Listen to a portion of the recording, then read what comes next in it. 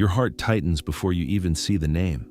The phone lights up, and something in you already knows who it is. Your shoulders tense, your breath gets shorter. A weight settles right in the middle of your chest.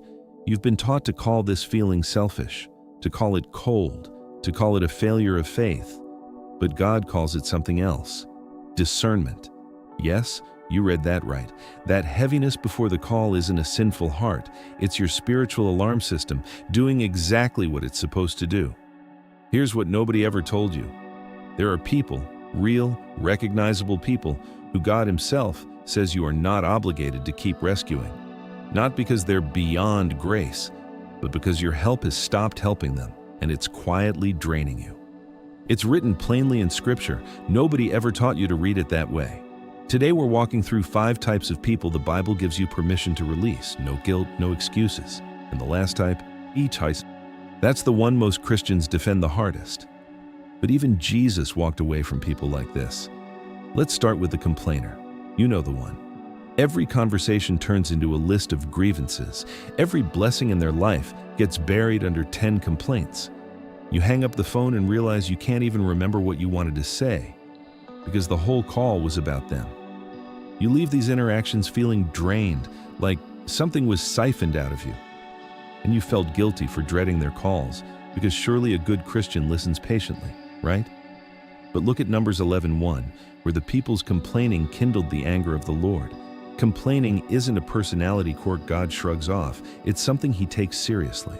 And Philippians 4:8 tells you to dwell on what is true, noble, and praiseworthy. Philippians 4:8. Finally, brothers, whatever is true, whatever is noble, whatever is right, whatever is pure, whatever is lovely, whatever is admirable, if anything is excellent or praiseworthy, think about such things. This is the part most people miss. You are not required to be a dumping ground for someone else's chronic discontent. Stepping back from a complainer isn't coldness, it's protecting the peace God already gave you. Next, think about the scoffer, the person who mocks your faith, your choices, your hope, and waits for you to defend yourself. Picture the group chat where every plan you mention gets met with a sarcastic eye roll emoji. You start typing an explanation, then delete it, because some part of you already knows it won't matter. Your stomach drops every time you see their name pop up, because you know what's coming. Proverbs 9:8 says, "Do not rebuke a mocker, or he will hate you."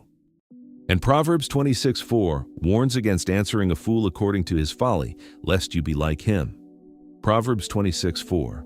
Do not answer a fool according to his folly, or you yourself will be just like him. Stop calling it pride when you stop engaging. Some battles aren't yours to fight, and some mockery isn't yours to absorb.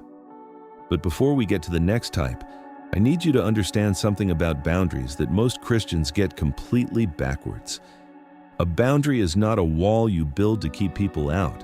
It is a line you draw to keep yourself in, present, healthy, and capable of loving the people who are actually ready to receive it.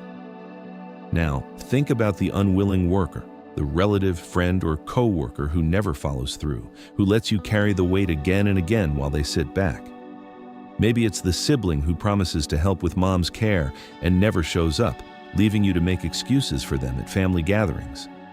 Maybe it's the co-worker who lets you finish the project while they scroll their phone, then takes credit in the meeting. Every week it's a new emergency. You drop everything, show up, give your time and energy, and within days, they're right back where they started. Your hands empty while they're already calling someone else.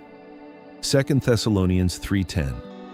For even when we were with you, we gave you this rule: the one who is unwilling to work shall not eat. This is the part that brings relief. You are not obligated to keep covering for someone who has chosen not to carry their share. When someone repeatedly refuses to change the behaviors producing their emergencies, continuing to rescue them isn't compassion, it's participation. Letting them face the natural consequences isn't punishment, it's love that finally tells the truth. If you've ever felt guilty for finally saying no to someone, type freedom in the comments so we know this message is reaching the people who need to hear it. And if it's already speaking to you, go ahead and tap that like button. It helps this reach someone else who's been carrying too much too. Now picture the wrathful man, the one whose temper controls every room he enters. Maybe it's a parent whose anger has shaped your whole life, or a friend whose explosive reactions keep everyone walking on eggshells.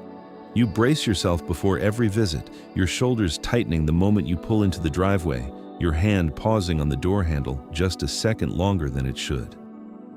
Proverbs 22:24. Make no friendship with a man given to anger, and with a wrathful man do not go. Here is what the Bible actually says. Proximity to chronic rage can shape you, even when you don't want it to. You may learn their ways. Stepping back from someone like this isn't abandonment, it's wisdom, protecting your spirit from becoming what you fear. You can love someone without sitting inside the blast radius of their unresolved fury. And now, the final type, the one most Christians defend without question, because surely loyalty means staying no matter what. The gossip. The friend who always has something to say about everyone, who pulls you into conversations you didn't ask for, who makes you wonder what they say about you when you're not in the room. The friend whose every message starts with, "Did you hear about?" You open up to them, and somehow the story gets around. You felt that sick drop in your stomach when something you said in private starts circulating in public, and still you gave them access again because turning away felt unchristian. Proverbs 20:19. A gossip betrays a confidence, so avoid anyone who talks too much. That word avoid is doing real work in that verse. God isn't asking you to tolerate the person who traffics in your vulnerability. He's telling you to create distance. You can forgive someone completely and still decide they no longer have access to your most sacred spaces. Forgiveness is a gift you give yourself. Trust has to be earned back. Even Jesus didn't entangle himself with everyone who sought his attention. He withdrew.